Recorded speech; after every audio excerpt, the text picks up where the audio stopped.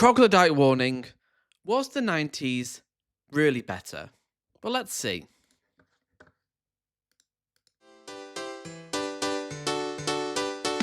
Everything was better in the 90s. You know it, I know it, even the Russian bots spamming your newsfeed on X know it. And they're not even real people. It was just a better time.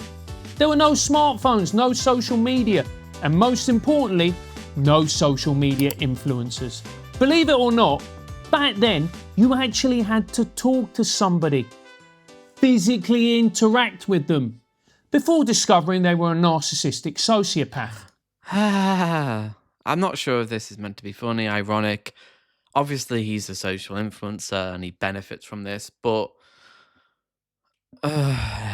Now, you just look at their Instagram filters or whether they've got pronouns in their bio. Any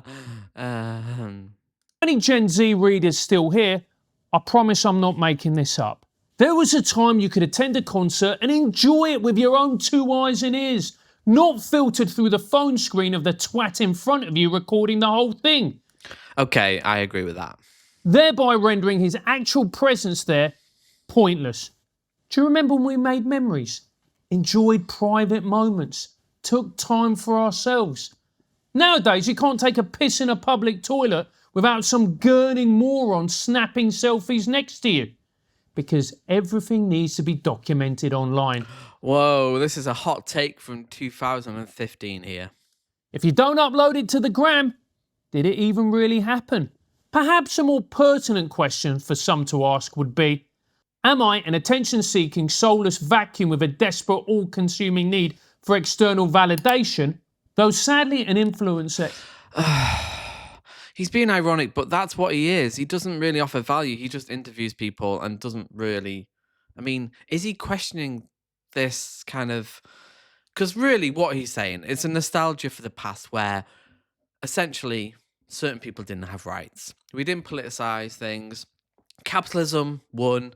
The end of history, Francis Fukuyama, everything was better. We didn't have to talk about trans people or people having rights. Everything was sorted. Everything was figured out.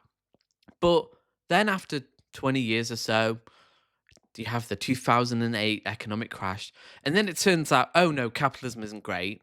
And then you have, we haven't really spoken about certain things for the last 20 years because, capitalism is so great.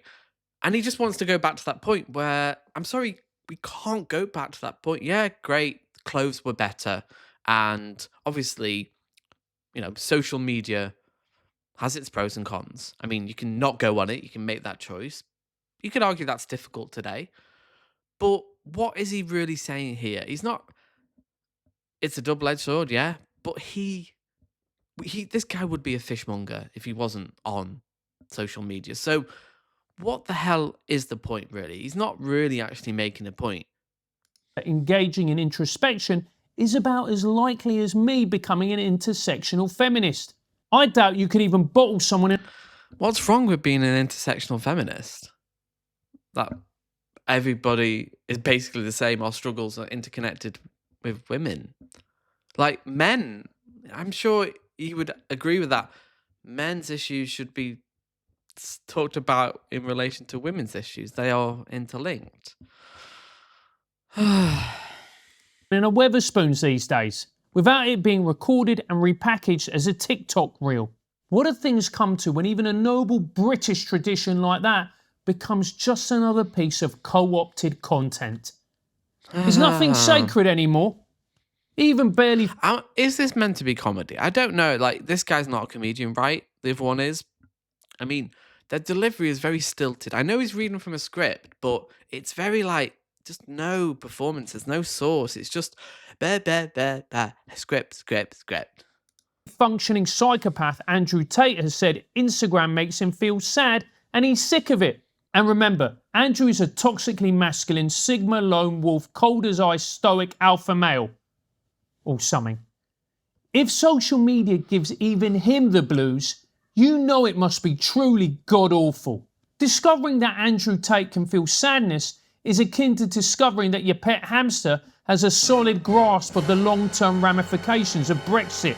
But unfortunately, the top G's tears haven't stopped him using every platform out there to spew his Kool-Aid over millions of young men every day. But this guy probably agrees with most of Andrew Tate's views. What is he criticizing him or not? This is the thing with, like, they say irony's dead, but what is his point here? Like, what's he actually saying about influencers, which he is one? He's got some self awareness about that. But what is he actually saying about Andrew Tate? Because again, he is ideologically aligned with this man. Is he actually criticizing him? Obviously, he's not. But what is he actually saying? That's the thing about influencers. They're everywhere.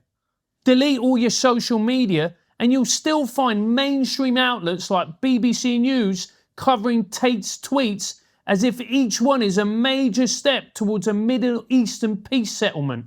And this brings me back to how much I miss the 90s.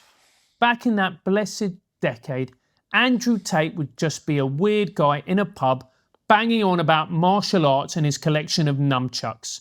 You'd just avoid eye contact with him, sit in a quiet corner and forget about the madness of the world for a few hours. Oh, the 90s. As the young kids love to say these days, hashtag take me back. But the irony is, he would not have a platform. He'd be nobody if without social media.